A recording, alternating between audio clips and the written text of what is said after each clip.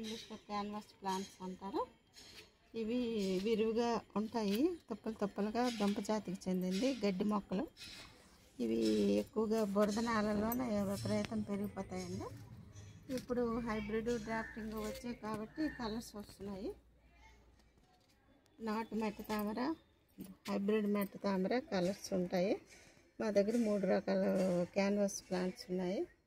ఇదిగోండి light pink rare, yellow pink rare అండి. ఇవి రెడ్ ఇది పోసిందండి. ఈ 3 రకాలు ఉన్నాయి. ఇవి దుంప జాతికి చెందినవి. దుంపలు విపరీతంగా ఎక్కువగా కొడతాయండి.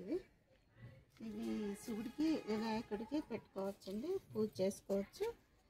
అంటే ఇవి గడ్డి జాతికి చెందినవి కాబట్టి వినాయకుడికి శివుడికి పూజ చేసుకోవచ్చు. విష్ణుమూర్తికి పనికిరాదండి.